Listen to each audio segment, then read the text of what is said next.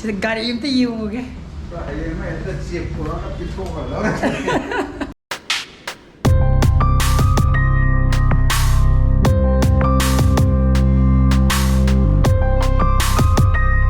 Yari, saan pa ipo?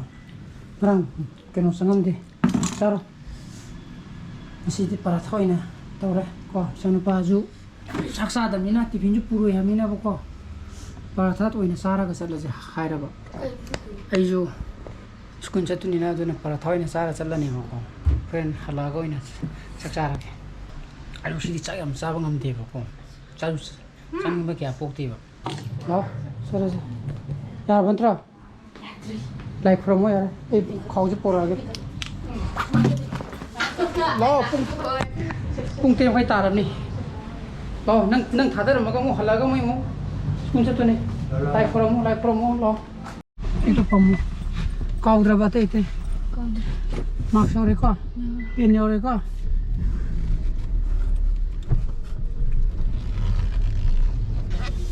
Sini mungkin ada mungkin jam, oil lem tu ni. Regular. Sang bagi lambi juga boko regular tu. Ulje timing sab sana. Tunggu mang dah humineram ni na ba. Elef mang tu mu orang tu ni sih mu. Lagi nong tili cura, nong tili cura itu gaya je traffic jam kerja oi dana. Adi mata temu je school timing je 7:30 tasalah mina boko. Loin mu LF Little Flower School ro, lagi regular school ro. Loin mu tungjan nara boko timbu macam jena. Sini kerana nak cakap gadi kom bahaya tare. Tema kai tadi ngai cakap gadi. Kore ne, ay dum logo la kani khanga bako. Tabra. Mane kitang thenga ju adum lera mo bako. Adugi stand do noi gi paski krangi. Ada laiba bo udraba ba lagri na khallo. Adum moda gi stand do. Akoi somda gari parking na phautu pagi leidana. Mo dum phamaga leile mo bako.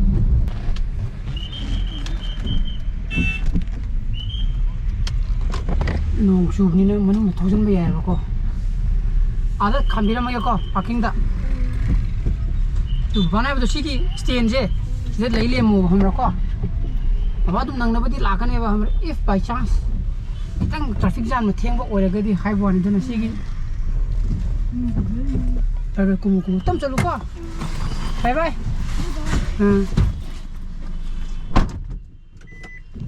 ada na yunda theng na si meam matang ki sindadi Ush, lora, uniform khai. Tasle, cover be to buse. Why? Degi no mo chu ni na boko. Kram na thok de be aro. Traffic jam da ma mo oram ne ba. Jang ngarang ju dum ipad pura chali. Editing to ge na ngam de. Si ju dum ai class su lei bi lei. Odona si ju pura ga chatuni. Friend. Timing sa di editing to ge. Ngam mo gyan ta de ko. Ngam ma ge di yam phare. लाओ दें सुन चला जी पतो थादे रहा मैं लाओ तामुझे सुन चक रहे लाओ मैं आप ब्रश करता उतरी था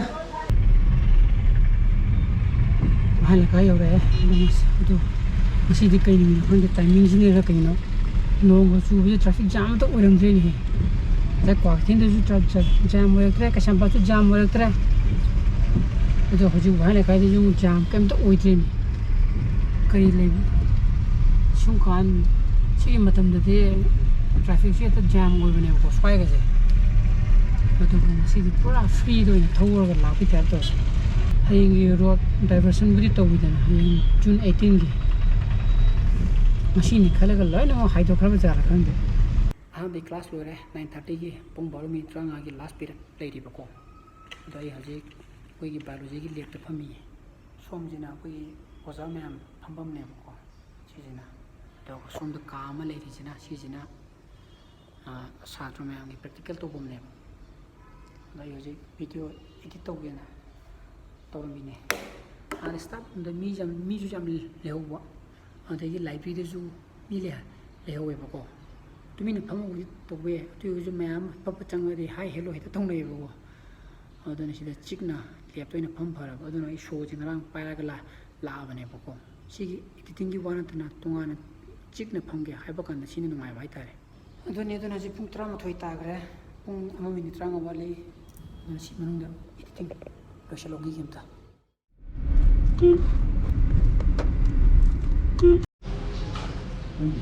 ꯀꯔꯤꯅꯣ ꯀꯩꯅꯣ ꯂꯩꯔꯣꯕꯣ ꯂꯩꯔꯣꯏ ꯅꯪ ꯄꯩꯁꯥ ꯂꯩꯕ꯭ꯔꯥ ꯄꯩꯁꯥ ꯄꯤꯖꯥ ꯂꯩꯅꯕ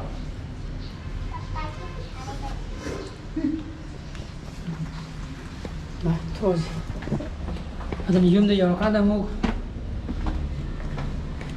ꯈꯣꯡꯒ꯭ꯔꯥꯎ ꯍꯣꯡꯗꯣꯛꯑꯦꯀꯣ ꯑꯗꯨꯒ ꯀꯩꯅꯣ ꯑꯣꯏꯕꯅꯤ ꯁꯤꯗ ꯒꯥꯔꯤ ꯑꯝꯇ ꯌꯦꯡꯉꯨꯒꯦ ꯍꯌꯦꯡ ꯍꯦꯛꯇ ꯆꯦꯛ ꯄꯨꯔꯒ ꯄꯤꯊꯣꯛꯈ꯭ꯔꯣ ꯆꯤꯡꯈꯠꯂꯣ ꯁꯤꯒꯤ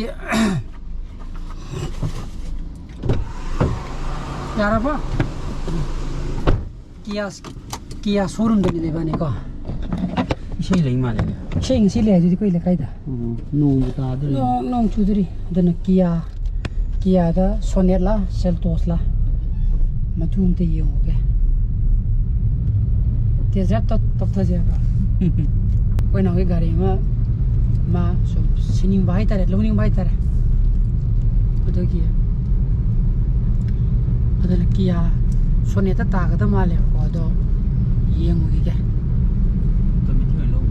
ꯑꯣꯇꯣꯃꯦꯇꯤꯛꯅ ꯐꯩ ꯍꯧꯖꯤꯛꯇꯤ ꯌꯥꯝ ꯑꯩꯈꯣꯏꯗ ꯍꯥꯏꯗꯤ ꯇ꯭ꯔꯥꯐꯤꯛ ꯆꯦꯜꯂꯀꯥꯟꯗ ꯀ꯭ꯂꯁ ꯁꯤꯖꯤꯟꯅꯕꯗ ꯌꯥꯝꯅ ꯋꯥꯔꯛꯑꯦꯕ ꯑꯩꯈꯣꯏꯗꯀꯣ ꯃꯤꯅꯗꯤ ꯍꯥꯏꯗꯤ overtake ꯇꯧꯕꯗ ꯈꯔ ꯀꯩꯅꯣ ꯋꯥꯏ ꯍꯥꯏꯕꯀꯣ ꯀꯌꯥꯝ ꯋꯥꯗꯣꯏꯅꯣ ꯍꯥꯏꯁꯤ ꯃꯤꯅꯤ ꯁꯦꯀꯦꯟ ꯑꯃꯅꯤꯈꯛ ꯃꯉꯥꯏꯔꯦ ꯍꯥ ꯇꯞ ꯊꯧ ꯂꯣꯏꯔꯒ ꯇꯞ ꯊꯧ ꯂꯣꯏꯔꯦ overtake ꯇꯧꯕꯗ ꯂꯣꯏꯔꯦ ꯑꯗꯨꯅ ꯚꯦꯅꯨ ꯑꯅꯧꯕꯁꯨ ꯂꯣꯟꯁ ꯇꯧꯈ꯭ꯔꯦꯅ ꯃꯗꯨꯁꯨ ꯈꯟꯅꯕꯅꯦꯕ ꯃꯗꯨꯁꯨ ꯌꯦꯡꯕꯨꯗꯤ ꯌꯦꯡꯈꯤꯅꯤ ꯑꯗꯨ ꯑꯣꯏꯔꯒꯁꯨ ꯀꯤꯌꯥꯅꯗꯤ ꯍꯦꯟꯅ ꯄꯥꯝꯕ ꯍꯥꯏꯇꯥꯔꯦ ꯀꯤꯌꯥꯒꯤ ꯃꯅꯨꯡꯒꯤ ꯃꯥꯒꯤ ꯗꯥꯁꯕꯣꯔꯗꯀꯗꯣ ꯃꯥꯅꯁꯨ ꯐꯖꯩꯑꯕꯀꯣ ꯑꯗꯨꯒ ꯀꯤꯌꯥꯁꯤꯁꯨ ꯍ꯭ꯌꯨꯟꯗꯥꯏꯒꯤ ꯁꯤꯁꯇꯔ ꯀꯝꯄꯅꯤꯅꯦꯕ ꯀꯣ ꯑꯗꯨꯅ ꯑꯩꯈꯣꯏꯒꯤꯗꯤ ꯁꯤ ꯆꯉꯥꯡꯒꯤ ꯎꯆꯦꯛꯀꯣꯟꯗ ꯂꯩꯔꯤꯕꯅꯤ ꯅꯪꯁꯨꯅꯦ ꯃꯥ ꯉꯁꯥꯏ ꯐꯣꯟ ꯇꯧꯔꯛꯑꯕꯅꯦ ꯑꯩ ꯏꯆꯥꯅꯨꯄꯥ ꯂꯧꯔ ꯂꯥꯛꯈꯤꯒꯦ ꯑꯗꯨꯒ ꯆꯥꯈꯤꯒꯦ ꯍꯥꯏꯔꯒ ꯆꯥꯛ ꯇꯣꯛꯑꯒ ꯑꯃꯨꯛ ꯍꯥꯏꯒꯠꯂꯛꯏꯅꯦꯕꯀꯣ ꯑꯟꯂꯣꯗ ꯇꯧꯔꯦꯅꯦ ꯀꯤꯌꯥꯅꯤ ꯊꯧꯖꯤꯟꯅꯔꯛꯇ꯭ꯔꯦꯗꯀꯣ ꯍꯧꯖꯤꯛꯇꯤ ꯊꯧꯖꯤꯟꯅꯔꯛꯇ꯭ꯔꯦ ꯑꯗꯨꯝ ꯁꯨꯃꯥꯏꯅ ꯄꯨꯔꯒ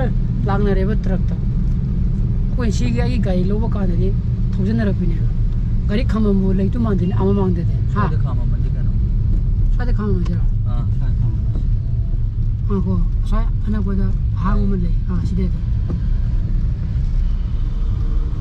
ꯁꯤ ꯅꯥꯀꯟ ꯈꯥꯝꯃꯦ